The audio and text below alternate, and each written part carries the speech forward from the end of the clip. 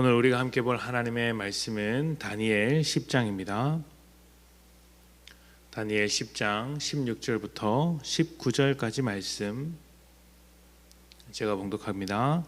16절입니다. 인자와 같은 이가 있어 내 입술을 만진지라 내가 곧 입을 열어 내 앞에 서 있는 자에게 말하여 이르되 내 주여 이 환상으로 말미암아 근심이 내게 더함으로 내가 힘이 없어졌나이다. 내 몸에 힘이 없고 호흡이 남지 아니하였사오니 내 주 이 종이 어찌 능히 내 주와 더불어 말씀할 수 있으리이까 하니 또 사람의 모양 같은 것 하나가 나를 만지며 나를 강건하게 하여 이르되 큰 은총을 받은 사람이여 두려워하지 말라 평안하라 강건하라 강건하라. 그가 이같이 내게 말하매 내가 곧 힘이 나서 이르되 내 주께서 나를 강건하게 하셨사오니 말씀하옵소서. 아멘. 하나님께서 선택하신 이스라엘 백성을 자식처럼 생각하시고 대하시는 것을 성경을 통해서 자주 확인할 수 있습니다. 하나님의 자녀로 부르신 것에서도 알 수 있듯이 갓 태어난 작은 아이와도 같은 이스라엘을 부모의 심정으로 이렇게 성장시켜 가시는 것입니다. 자식을 키우게 되면 알 수 있듯이 절대 좋은 말만 하면서 키울 수는 없습니다. 부모의 가장 큰 역할이 걱정하고 아파하는 것이라는 말도 있듯이 아이의 앞날을 위해서라도 아이가 원하는 것만 해주지는 않죠. 자기가 해야 할 일을 스스로 척척 잘하고 해결하지 못하는 문제 없이 다 감당하면야 좋겠지만 그런 아이는 세상에 존재하지 않습니다. 아무리 착하고 아무리 일찍 철이 들었더라도 성격이 유순하고 부모님의 말씀에 잘 따르며 자기의 삶을 돌보는 것 같아도 그래도 아이는 부모의 보살핌을 받아야 합니다. 자기 손으로 밥도 해먹을 줄 모르는 것이 아이인데 부모의 고생 없이 어떻게 잘 자랄 수 있을까요? 부모의 사랑과 함께 부모의 권위가 바로 설 때 질서 안에서 바로 자랄 수 있을 것입니다. 하나님께서 이스라엘을 돌보시는 것도 같습니다.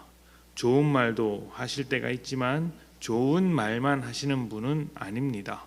때로는 모진 말을 하신 경우도 있고 안타깝게 말씀하시는 경우도 있습니다.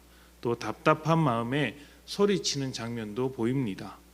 왜 그렇게 하시겠습니까? 이스라엘이 워낙 엉망이라서 그런 면이 있고 또 하나님께서 이스라엘을 너무나도 사랑하시기 때문에 참지 못해서 그렇게 말씀하시는 경우가 있죠. 사랑하는 사람이 엉망으로 사는 것을 보는 것만큼 힘든 일은 없습니다. 아무리 어려운 일을 겪었더라도 낙심하고 좌절하는 모습보다 훌훌 털고 일어나는 모습이 훨씬 좋지 않겠습니까? 하나님도 이스라엘의 엉망으로 살기보다 잘 살기를 바라고 계시고 하나님의 은혜 가운데 복된 삶을 살기를 원하십니다. 그래서 그들이 헛된 길로 갈 때, 엉뚱한 길로 갈 때 가만히 계시지 못하는 것입니다. 다니엘이 환상 속에서 전쟁의 소식을 듣고 다리가 풀릴 정도로 무너집니다. 그러나 하나님의 사자 인자 같은 이가 와서 새 힘을 주고 일으켜 줍니다. 그리고 위로해 주죠.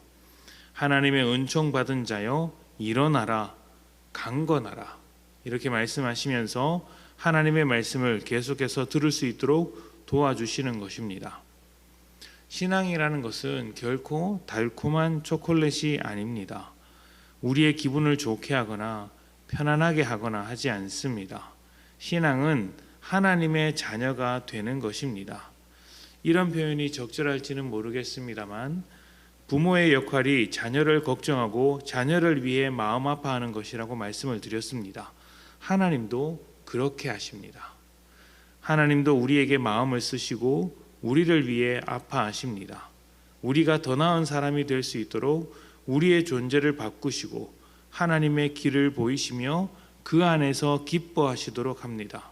그래서 세상 안에서 기쁨을 찾으며 안주하려고 할 때, 우상을 찾거나 스스로 우상이 되려고 할 때 우리에게 소리도 치시고 아프게도 하시는 것이죠. 이것은 벌이 아닙니다. 자녀를 옳게 이끌어 가시는 하나님의 선하신 뜻입니다. 그 뜻을 신뢰하는 것이 우리의 믿음이고 신앙이라고 할 수 있겠죠. 하나님의 뜻이 선하다는 것, 벌을 주는 것이 아니라 살리는 것에 있다는 것을 다니엘을 통해서 봅니다. 좌절감과 두려움에 낙심해서 쓰러진 다니엘을 누가 일으켜 줍니까? 하나님이 일으켜 주시죠.